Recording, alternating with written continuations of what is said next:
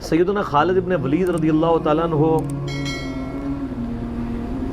کو اللہ تعالیٰ نے مشرکین عرب سے اٹھا کے رومن اور پرشین امپائر کے اوپر دے مارا ہے. بڑی ایکسٹرا آرڈنری پرسنالٹی ہے. نبی علیہ السلام کی اعلان نبوت کے بعد 19 سال تک کافر رہے ہیں. اس 19 سالوں میں موت بھی آ سکتی تھی لیکن اللہ نے زندہ رکھا ہے. حتیٰ کہ غزوہ احد کے موقع پر نبی علیہ السلام کے جو 4 دانت شہید ہوئے ہیں، جو بخاری مسلم میں آتا ہے، حضرت خالد بن ولید کی وجہ سے ہوئے ہیں. انہوں نے وہ جب درہ چھوڑ دیا تھا عبداللہ ابن جبیر اور باقی ان کے ساتھیوں نے، عبداللہ ابن جبیر نے تو نہیں چھوڑا تھا، چند ساتھیوں نے، تو یہ پیچھے سے آگے حملہ آور ہوئے اور نبی علیہ السلام کی بددعائیں ان کی اس موقع پہ. نبی علیہ السلام کی مبارک زبان سے نکل گیا، اللہ ایسی قوم کو کیسے ہدایت دے گا جنہوں نے اپنے نبی کا چہرہ خون سے رنگ دیا. تو سورہ ال عمران میں جہاں پہ صحابہ کرام کو اللہ تعالیٰ نے گرفت کی ہے نا 60 آیات میں کہ غزوہ احد پہ تم نے یہ غلطی کی، پھر اینڈ پہ معاف بھی فرما دیا. پہلی گرفت نبی علیہ السلام پہ آئی ہے، لیس لک من الامر شیء. اے نبی آپ کو تو کوئی اختیار نہیں، اللہ چاہے ان کو ہدایت دے دے. ہوئے ہوئے ہوئے ہوئے، اور اسی کو ہدایت بھی مل گئی. اسی پیگن کو اللہ نے اٹھایا ہے. پھر 19 سال تو کفر میں گزرے ان کے، اسلام میں ان کے 19 سال نہیں گزرے سر، بمشکل 10-11 سال. لیکن انہوں نے اپنے 19 سالوں کے بھی سارے گناہ دھلوا دیے، جو کچھ کیا پھر اور جو کچھ اللہ نے ان سے کام لیا. یہ ایک الگ سے تلخ حقیقت ہے کہ سیدنا خالد بن ولید سے نبی علیہ السلام کے مبارک زمانے میں بھی اور بعد میں بھی بحیثیت انسان کچھ غلطیاں ہوئی ہیں، بخاری مسلم میں رپورٹ ہوئی ہیں. لیکن کسی شخص کی چند ایک غلطیوں سے اس کا پورا پلڑا ادھر کا ادھر نہیں ہو جاتا. اللہ بھی قیامت والے دن نیکیوں اور برائیوں کو تولے گا. نیکیاں زیادہ ہوں گی تو پھر اس کو یہ نہیں کہا جائے گا کہ یہ تو نے اتنی بڑی برائی کیوں کی تھی، پھر وہ پاس ہو چکا ہے. چاہے کسی ایک سوال میں اس کے 0 نمبر بھی آئے ہوئے ہیں، پاس ہو چکا تو اس کا تانا بھی نہیں دیا جائے گا، نیور. تو 2-4 واقعات کو لے کے اس طریقے سے کسی بندے پہ چڑھائی کرنا یہ بالکل زیادتی والی بات ہے. سیدنا خالد بن ولید سیف اللہ ہے، اس میں کوئی شک نہیں ہے. صحیح بخاری میں جو یہ حدیث کہتے ہیں نا، یہ حدیث بڑی مشہور ہے. غزوہ موتا کے موقع پر آپ کو پتہ ہے نبی علیہ السلام نے رومن امپائر کی طرف اپنا ایک ایلچی روانہ کیا تھا، خط بھیج کے.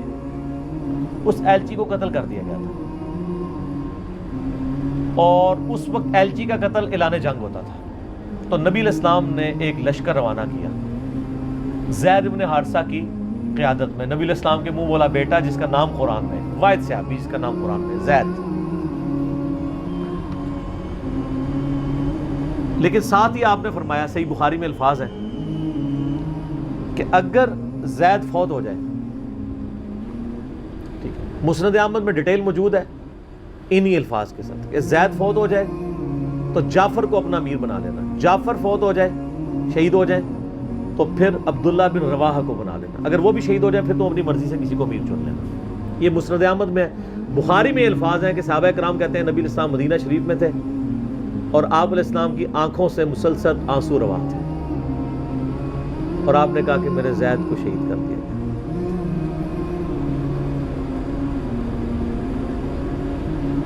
اب مسلمانوں کا پرچم جعفر نے تھام لیا. جعفر بھی حضور کے لاڈلے سے، آپ کو پتہ ہے، جعفر طیار حضرت علی کے بھائی، جن کے بارے میں بخاری میں آتا ہے کہ ان کے 2 بازو کٹ گئے تھے تو آپ علیہ السلام فرمایا میں نے اسے جنت میں اڑتے ہوئے دیکھا، اللہ نے اس کو 2 پر دے دی.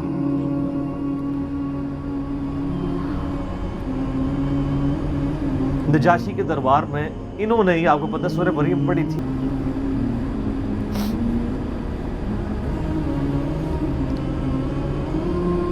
پھر آپ نے فرمایا کہ جعفر کو شہید کر دیا گیا.